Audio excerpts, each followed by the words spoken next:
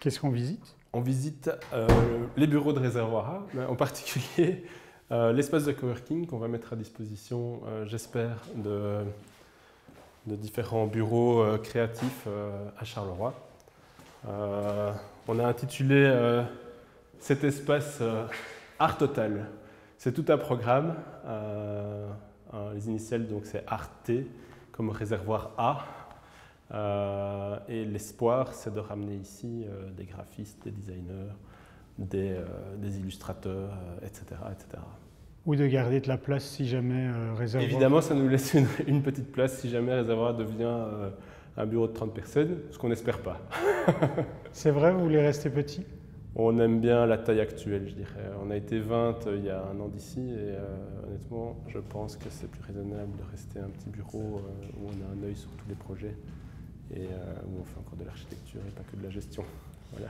Le bureau est établi aussi bien à Charleroi qu'à Bruxelles? Le bureau a été depuis 7 ans splitté en deux, effectivement, pour diverses raisons, mais parce qu'on s'est associé avec Cédric Lodewix, qui est un des associés de Réservoir A, qui lui travaillait sur Bruxelles. Et ça permettait d'avoir un peu plus une diversité de personnes aussi au bureau, des gens de Bruxelles, des gens de Charleroi, et d'avoir un ancrage dans la capitale qui nous ouvre un peu les portes au-delà de Charleroi et au-delà de la Belgique, peut-être un jour. Voilà.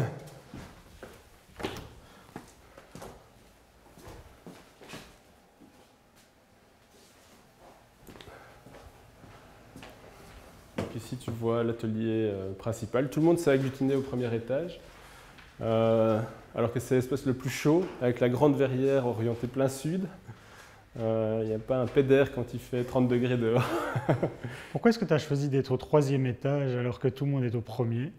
D'abord, j'ai choisi en premier. Donc, c'est eux qui ont choisi d'être au 1er et pas au 3e. Mais non, parce que l'espace du bureau en haut est très agréable. C'est une bonne proportion d'espace, ça me plaît bien. Et je suis quelqu'un qui a besoin de calme et de silence pour pouvoir me concentrer. Et donc, j'ai un bureau avec une porte qui ferme. C'est pas très moderne, mais c'est comme ça que je travaille bien. Bonjour, salut Julien. Salut Fabrizio. J'ai dans mon bureau le comptable. Voilà. Mais il voulait un plus petit bureau aussi, mais c'était trop petit, donc je lui ai offert une place dans mon bureau avec une belle vue. Et je vois les gens passer. Alors ça, il faut que tu filmes. Mais, j'ai tous les flux de Charleroi qui passent devant moi. J'ai le ring, j'ai le train, j'ai le métro, j'ai la Sambre et j'ai les voitures et les piétons. Donc c'est un spectacle permanent de mouvement sur Charleroi. Voilà. Comment est-ce que je qualifierais Réservoir A? Écoute, je pense que notre approche,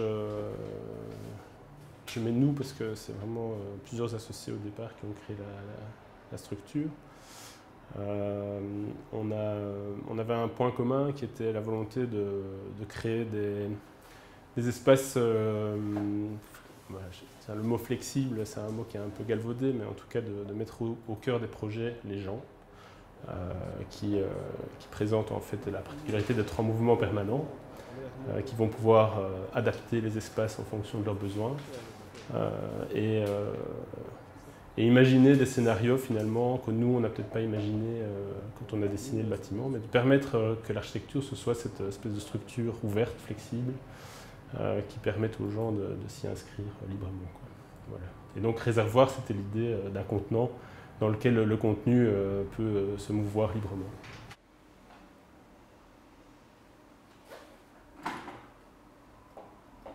Est-ce que tu te considères comme un architecte artisan? Complètement.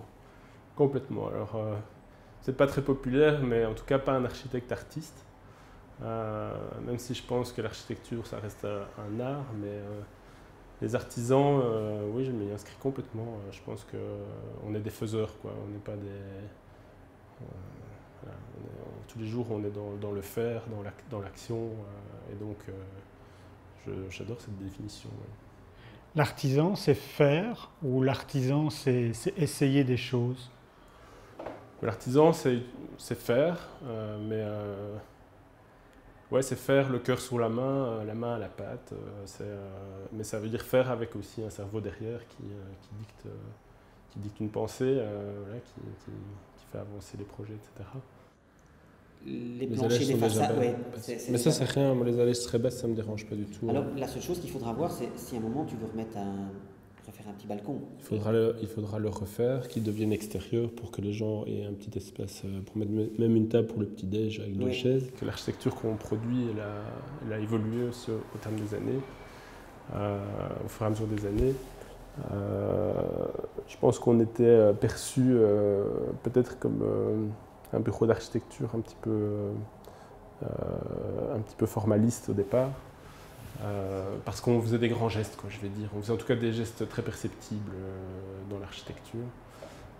Je pense qu'aujourd'hui, l'architecture qu'on fait, elle est sans doute plus simple à construire, pas forcément trop gesticulatrice, et concentrée vraiment sur les usages et sur le contenu, quoi, encore plus qu'avant. Ouais. Donc 3 scénarios. C'est clair? Oui. 3 scénarios en coupe, 6 scénarios en plan. Et à mon avis, on reviendra à 1 scénario en coupe et 2 scénarios en plan après la réunion de lundi. Je crois que faire de l'architecture de qualité, c'est jamais oublier qu'on est des architectes. En fait, il faut savoir à la fois faire ce que tous les architectes devraient pouvoir faire, en tout cas répondre à une demande d'un client, respecter cette demande, comprendre cette demande. Et en même temps, avoir envie de s'amuser, ça c'est très important. Je pense qu'il y a beaucoup d'architectes qui oublient qu'on attend d'eux aussi qu'ils fassent des propositions, qui dépassent un petit peu le cadre de la demande, sans être en travers de la demande évidemment, mais d'être voilà, comme beaucoup d'architectes de qualité, je pense, être un ouvrier d'une espèce de synthèse de ce que c'est un projet d'architecture. Est-ce que de ce fait-là, vous faites de l'architecture de bon goût? Évidemment, on a un excellent goût. Donc, le bon goût, non, je ne sais pas. Écoute, le goût, c'est libre à chacun. Je pense que l'architecte doit dépasser cette question du goût, quoi. Il travaille pour tout le monde, donc il doit faire attention quand il se pose tout le temps dans l'espace public. Donc il faut... Le goût, ça ne doit pas être le sien, ça doit être le goût de l'époque. On réduit un peu l'espace commercial. Pour moi, c'est ça la meilleure solution. Non, mais effectivement, c'est-à-dire, moi je pense qu'il faut prévoir un local poubelle et des choses comme ça. Parce que si tu veux faire un accès comme ça, tu ne sais pas. Traversant, tu dois le coller sur le fond en fait. Il n'y a que ça qui fonctionne. Pour garder l'espace. Merci.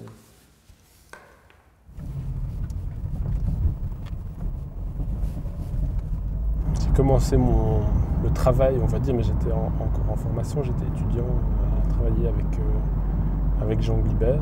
Je connaissais le père un peu. Je connaissais le père de Julien qui vendait des livres anciens et à qui j'avais déjà acheté un livre ou autre sur l'architecture, ou sur la technique des matériaux. Et je savais qu'il y avait une foire à Namur, donc j'avais été là. Et Julien était là, assis à côté de son père. Et puis on a un peu parlé, il m'a dit c'est mon fils, je dis qu'est-ce que tu fais? Je suis architecte. Non, je fais mes études d'architecture. Je lui avais dit, écoute, si tu es à Bruxelles, si tu as quelques heures, moi ça m'intéresse, est-ce que tu travailles à l'ordinateur? Oui. Et on s'est mis d'accord, il est venu au début 1 fois par semaine. Je crois que c'est 1 fois par semaine, donc c'était possible. Je ne savais pas trop ce qu'il faisait, mais en me renseignant, j'ai commencé à travailler dans son atelier. J'y suis resté pendant 10 ans. Après mes études, j'ai gardé un temps partiel pour travailler chez lui. Mais que je voulais que ça reste dans l'esprit de mes dessins, d'une simplicité de reproduction.